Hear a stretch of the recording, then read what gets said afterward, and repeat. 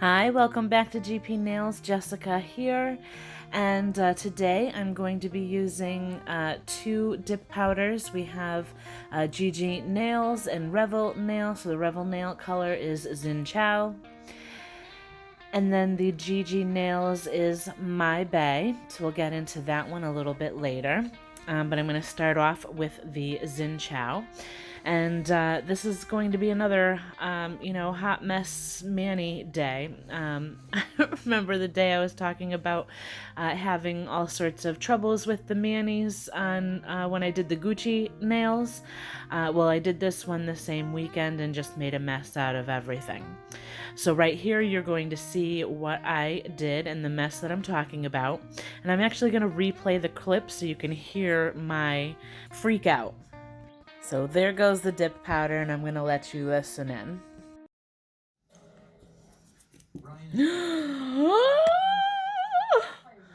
Okay, hold on. Oh my goodness, wasn't that something? I just couldn't help but let you, kind of listen in on that, because when I was listening and watching it back, I just, it just cracked me up afterward. So, yeah, that was my little mess of the day, but it then just kind of continues, which I'll point out a little bit later. But I'm going to do my normal dip powder process on the pinky and my thumb with this Xin Chao color, and then we're going to do, if you saw from the thumbnail, a vertical ombre with the two colors on my witch fingers, index and ring finger. See, the mess is still continuing, and this is days later. And then I'll do a full glitter nail on the middle finger. So I'm going to go ahead and, do all of the layers. I will speed this up after I do the first layer. And you'll notice that I just, dipped back into the powder. If you ever notice that it looks like you have any wet spots where the powder, after you dip in, looks a little bit, darker, it's still kind of wet in that area, you can dip right back into the powder and just, let that powder kind of absorb in to your dip, so that when you brush away or anything like that, you're not getting any of that base coat on your brush. You don't want to get the base coat on your brush, just the dip powder. So I'm going to go ahead and, like I said, speed this up, and I will be back when we get to the glitter.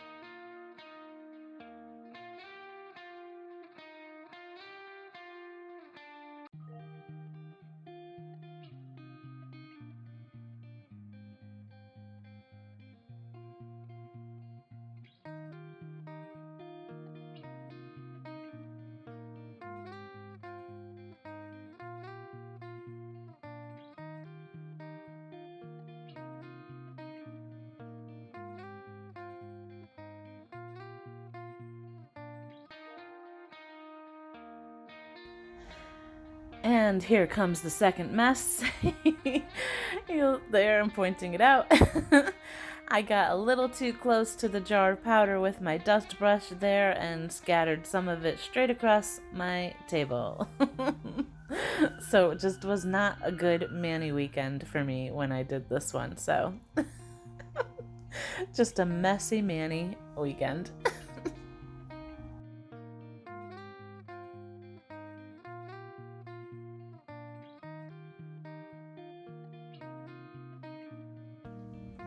Alright, so I'm going to go ahead and start in with the My Bay glitter, and you'll notice I pulled out one of my cupcake liners. This one is a chunky glitter. I did just get a sample size of this one. Typically, for the specialty kind of glitters, or ones that I know where I'm not going to do them on every single finger or use them quite as often, I'll just get like a very small, like sample size if if the company offers it, or just the smallest size that they offer. So it's a little bit of a money saver when they offer sample or the 1/4 ounce jars. So as usual with my chunky glitters, I like to pour over so that I get a nice layer of mostly acrylic powder. And this one, it's not a clear acrylic powder. It is kind of a translucent, almost milky white. And then it has all of these multicolor glitters in it.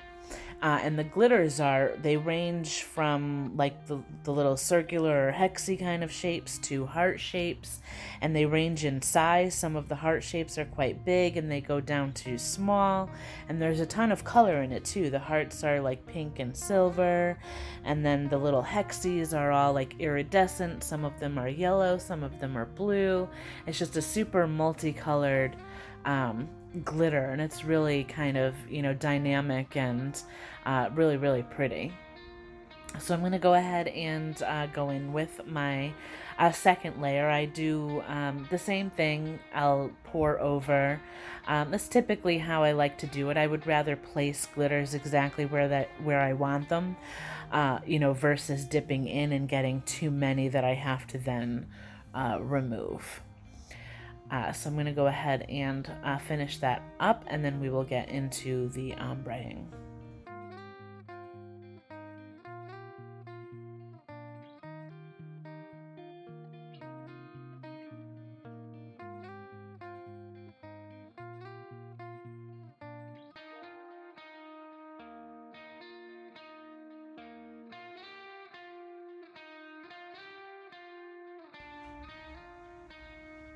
So there's one of those big heart glitters that I was telling you about. It's really, really cool.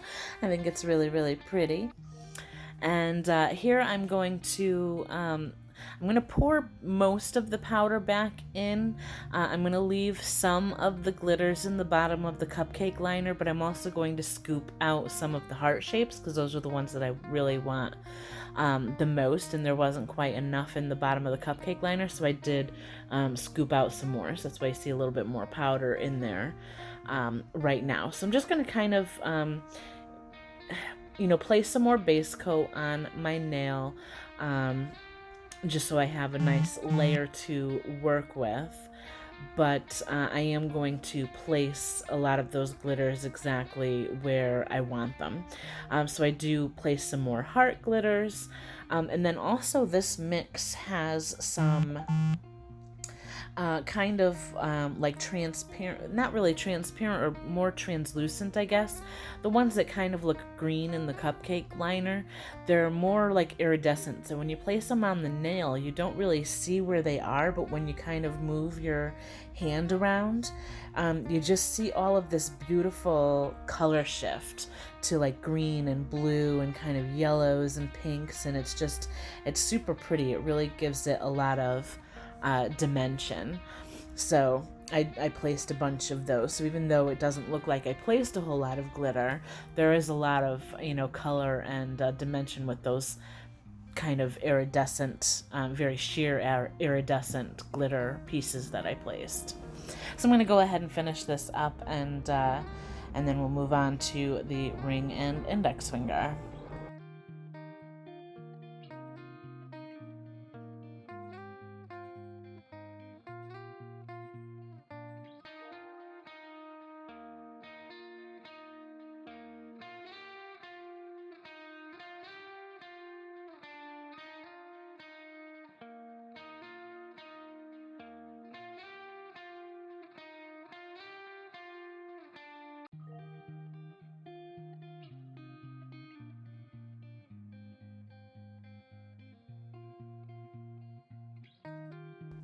Alright, so you'll see that I pulled out some of my eyeshadow brushes that I like to use.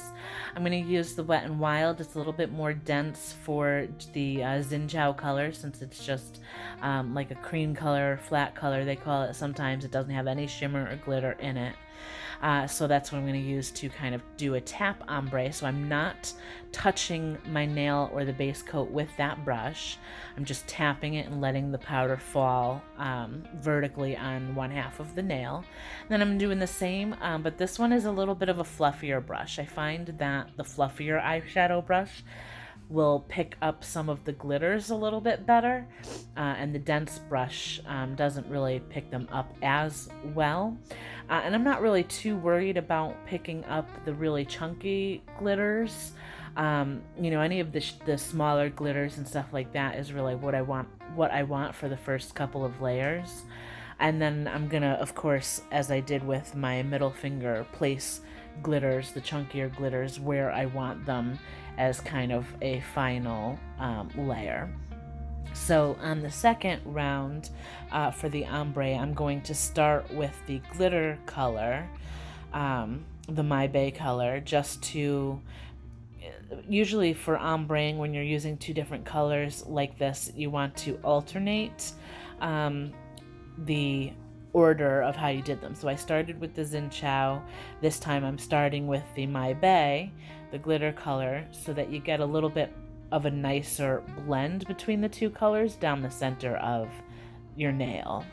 So I'm going to finish up with the Xin Chao, and then I'll do a third layer where I do, you know, the same thing. I'll start with the Xin Chao again on the third layer and end with the glitter, and then I'll move on to placing some of those glitters.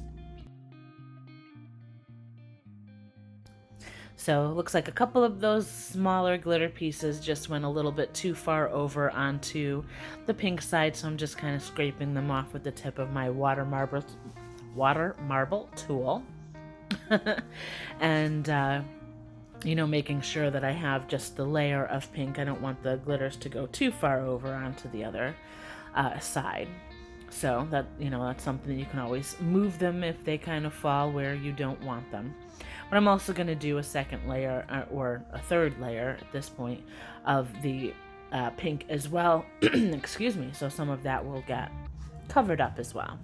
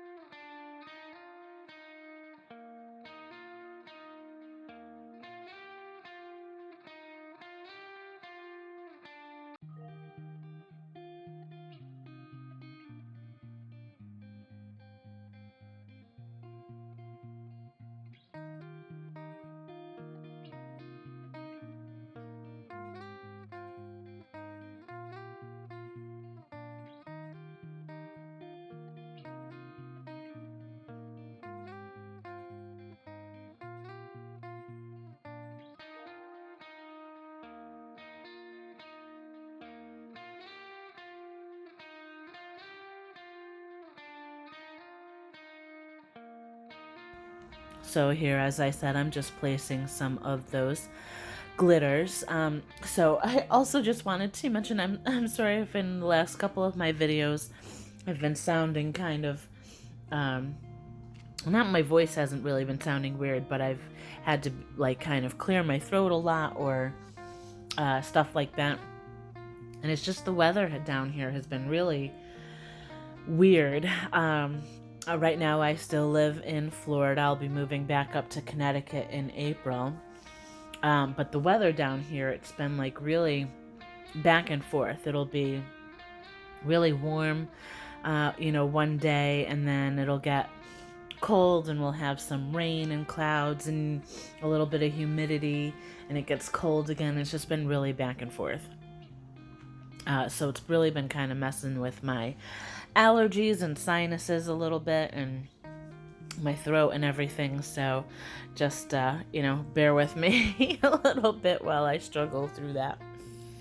But I'm going to go ahead and do the same exact process on my index finger. So I'm going to speed that up a bit. I do think, though, that the blend came out a little bit better between the pink and like white acrylic powder that's in the glitter mix on my index nail than it did on my ring. But I don't know if you can really tell as much because of the glitter kind of clear, covers some of that up a little bit.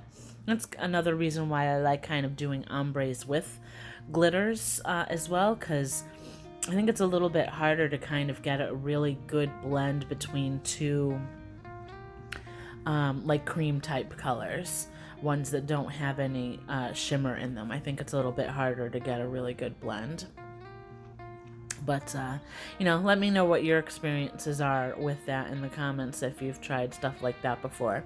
But again, I'm just going to do the same thing. I don't remember if I end up doing a full 3 layers. I think I was liking the way that it was looking after just 2, and just placed glitters as the 3rd layer. So I didn't do a full 3 layers on this nail, I don't think. But I guess we'll wait and see.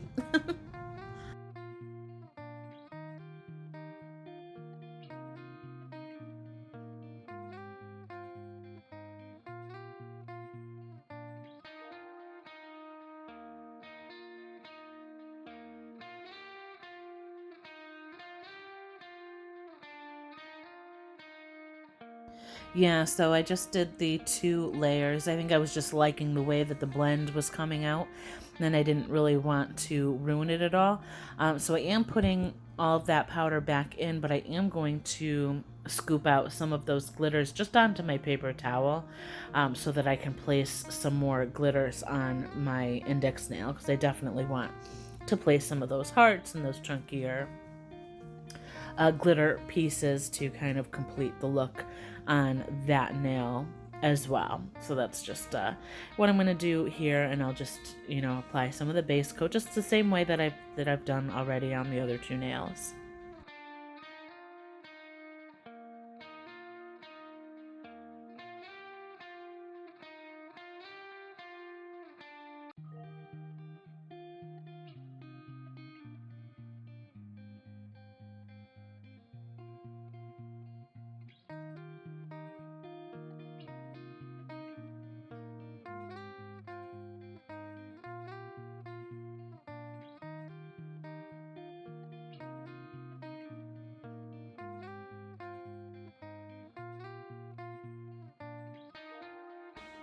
Alright, so as I do with every mani, I'm going to go ahead and finish up by capping everything with the clear acrylic powder. So I did pull out my designated glitter clear for those glitter nails, just because if there's a stray glitter or anything like that on my nail or on my fingers at all or anything like that, I'm not going to really care so much about contaminating one that already has glitter in it versus that bigger jar.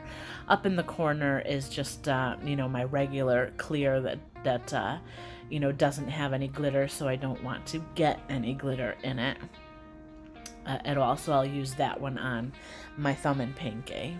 So I'm just going to go ahead and speed through this because this is not anything out of the ordinary. A standard, dip powder application. Once I'm done with that, I will use the stiffer scrubby brush to really, clean up the powder off of my hands and off of, from around my cuticle area and everything like that really good.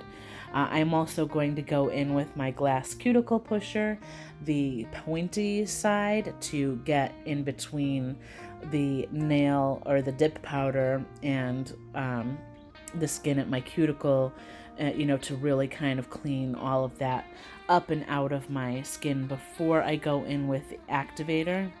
Because once you go in with activator, it's going to be, hardened, and it's kind of pointless at that time. At that point, the only thing you're going to be able to do is file it away. So as much cleanup as you can kind of do, the less filing you'll have to do.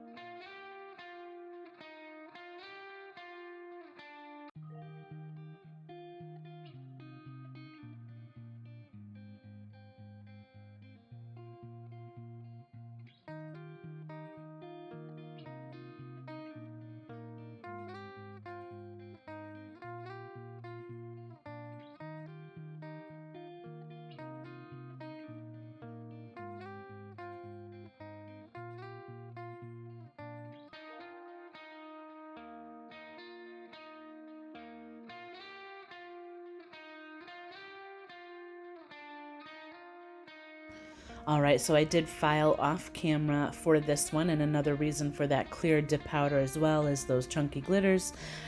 Glitters tend to be silver on the inside, so if you file into them, it's going to kind of ruin, the color of your glitters. So the clear powder will kind of help protect that as well. So before I go in for the filing, I'm going to go ahead and activate everything. I'll let that set for 2 minutes before filing. I do a little bit of shaping, typically with a hand file on my sidewalls and free edge, just to make sure there's not any kind of bumps or, everything looks nice and straight. And then typically I'll use my e-file to file around my cuticle area and the surface. I find I just get a better result doing the e-filing around my cuticle. It looks a little bit more natural than doing it with the hand file for me.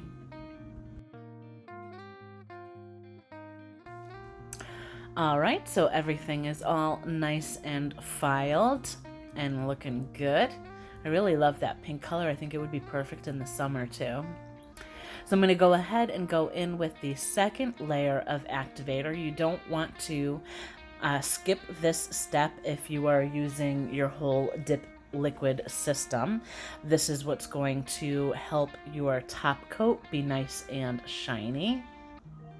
And that's kind of the end result that we're typically all looking for.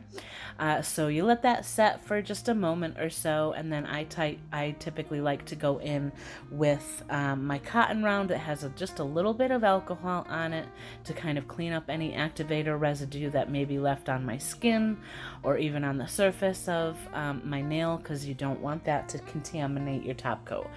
What can happen is your brush can start to harden. It could cause your liquid to get goopy, and you'll notice that I'm also folding my paper towel in half, and that's just to make sure when I wipe off my brush in between layers and in between each nail, I don't have any like powder residue. And you'll see I moved that out of the way because I knocked into it a little bit, and I've already made enough messes today, so or for this mani.